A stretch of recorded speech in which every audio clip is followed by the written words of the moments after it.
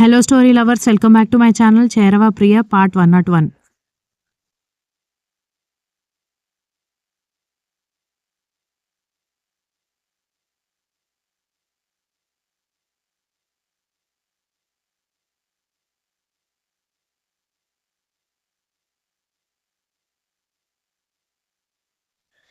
ఆ మాటకి విజ్జు వాళ్ళ నానమ్మ చాలా హ్యాపీగా ఫీల్ అయ్యారు గాని ఐశ్వర్య మాత్రం హ్యాపీగా ఫీల్ అవ్వకపోవడంతో ఎందుకు డాడీ ఇదంతా అని అడగడంతో ఆయన అయోమయంగా చూస్తూ ఉంటే మీరు గిల్టీగా ఫీల్ అవుతున్నారా? లేకపోతే అమ్మ అన్నయ్య నీతో మాట్లాడను అని చెప్పారా? ఎందుకు నీకు ఇష్టం లేకుండా ఇంత పెద్ద నిర్ణయం తీసుకున్నావు అనగానే ఐశ్వర్య అని విజ్జు అంటూ ఉంటే ఒక్క నిమిషం విజ్జు అని అంది ఐశ్వర్య.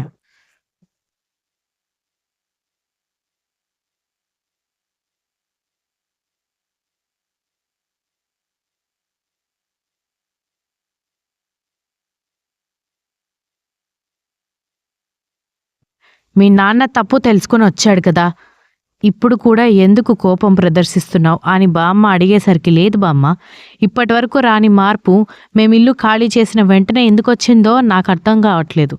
నా పెళ్ళైనప్పుడు రాలేదు, ఇంటి ఎదురుగా వచ్చినప్పుడు రాలేదు, ఎంగేజ్మెంట్కి వచ్చినప్పుడు రాలేదు, నేను బాధపడ్డప్పుడు రాలేదు, కానీ ఇల్లు ఖాళీ చేసిన తర్వాత ఎందుకు వచ్చిందో ఏదైనా ఒక కారణం ఉండాలి కదా అనగానే నన్ను ఎవరు ఏమి అనలేదు, నేను చేసిన తప్పుకి గిల్టీగా ఫీల్ అయ్యి వచ్చాను తల్లి అని అన్నాడు ఐశ్వర్య వాళ్ళ నాన్న.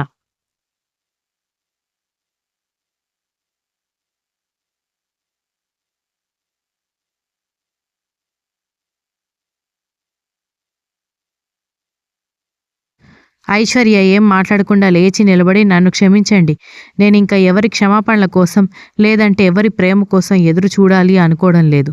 మీరు బలవంతంగా మీ ప్రేమని నా మీద మీ అల్లుడి మీద కురిపించాల్సిన అవసరం లేదు.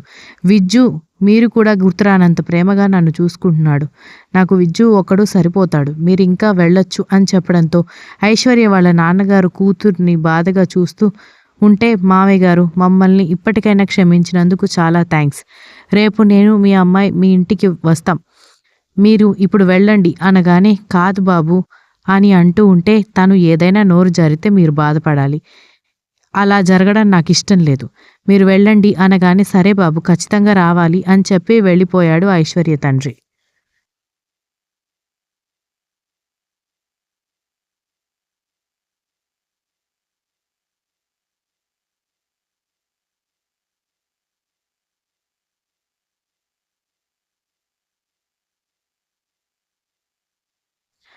అదేంటి విజ్జు, నేను రాను అని చెప్పాను కదా, మళ్ళీ వస్తానని ఎందుకు చెప్పావు అని అంటూ ఉంటే ఐశ్వర్య చేతిని పట్టుకొని గదిలోకి తీసుకెళ్ళి నీకేమైనా పిచ్చి పట్టిందా, మీ నాన్నలో ఈ మార్పు కోసమే కదా మనం అంత కష్టపడింది అనగాని ఇప్పుడు నాకు ఎవరి మార్పుతో అవసరం లేదు, మనం బాధపడి ఇంట్లో నుంచి రాకపోయి ఉంటే ఆయన చేసింది తప్పని మా నాన్నకి ఎప్పటికీ అర్థం అవ్వకపోయేది, ఇంకా అదే మొండితనంతో ఉండేవారు తెలుసా అనగాని అఫ్కోర్స్ ఉంటే ఉండేవారేమో, తప్పే ఉంది, ఇప్పుడు మా అమ్మ లేదా, అలాగని నేను మా అమ్మని వదిలేద్దామని అనుకుంటున్నానా అని అన్నాడు విజ్జు.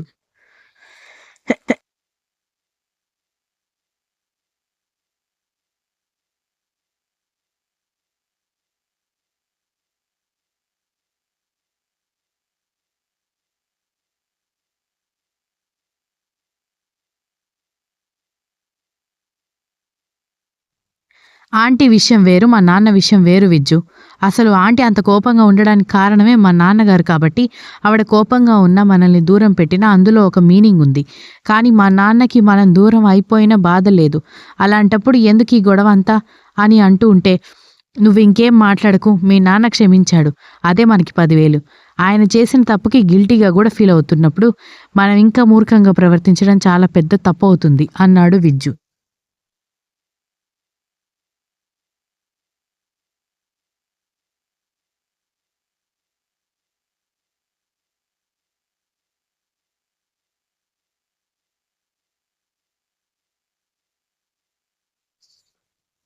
నువ్వెన్నైనా చెప్పు విజ్జు, నా మనసు విరిగిపోయింది.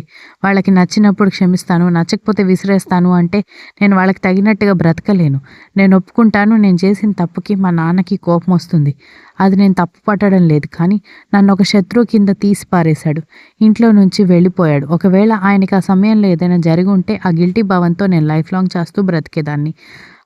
అది నేనెప్పటికీ మర్చిపోను విజ్జు. నా మీద కోపం ఉంటే నన్నందరి ముందు కొట్టి తిట్టినా నేనేమనుకునేదాన్ని కాదు గాని, ఆ రోజు మా నాన్న చేసిన పని నేనెప్పటికీ క్షమించను అని అంది ఐశ్వర్య.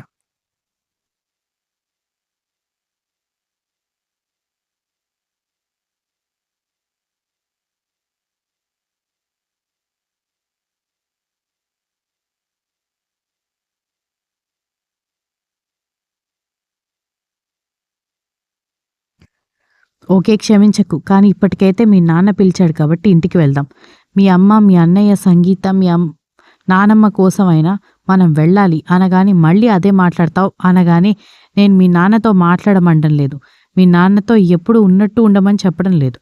మీ ఇంటికి రమ్మంటున్నాను అంతే అనగానే ఐశ్వర్య అసహనంగా గదిలోకెళ్ళిపోయింది.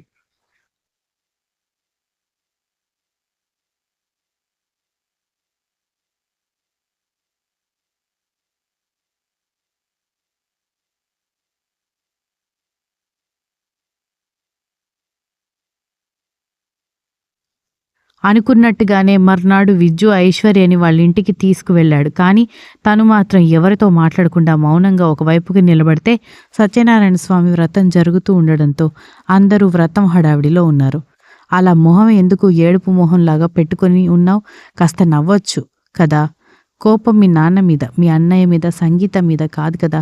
వాళ్ళేమనుకుంటారు, కాస్త నవ్వు అని విజ్జు అంటూ ఉంటే నాకు నవ్వు రావడం లేదు అని కోపంగా చెబుతూ ఉంటే, చూడు ఇది వ్రతం కాబట్టి ఆగుతున్నాను, లేకపోతే నిన్నెలా నవ్వించాలో నాకు బాగా తెలుసు అని అంటూ ఉంటే అతని వైపు కోపంగా చూసి మొహం తిప్పుకుంది ఐశ్వర్య.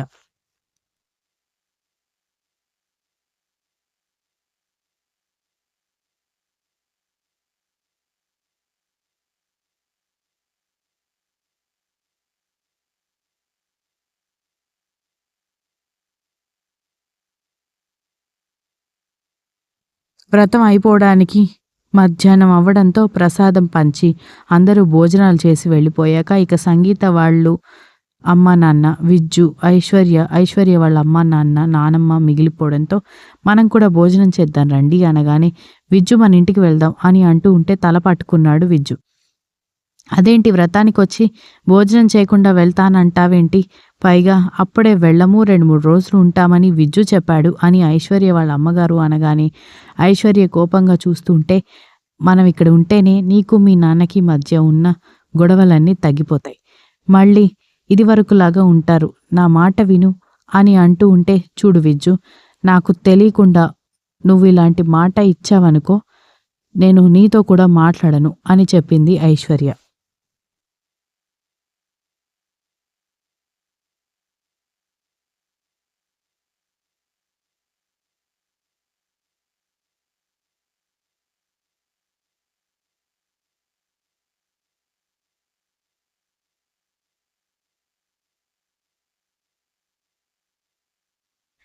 అంత కోపం ఎందుకో, పద భోజనం చేద్దాం అంటూ వెళ్ళి అందరూ భోజనం చేసిన తర్వాత విజ్జు ఏదో చెప్పి ఉంటాడులే, మేము ఇంటికి వెళ్తాం అనగానే ఏ రూమ్లో ఉండాలి ఆంటీ అని విజ్జు అడగడంతో ఐశ్వర్య తల పట్టుకుంటే మిగిలిన వాళ్ళందరూ నవ్వుకుంటూ ఐశ్వర్య ఇది వరకు ఉండే రూమ్ని చూపించడంతో విజ్జు ఐశ్వర్య చేతిని పట్టుకుని లోపలికి తీసుకెళ్లాడు.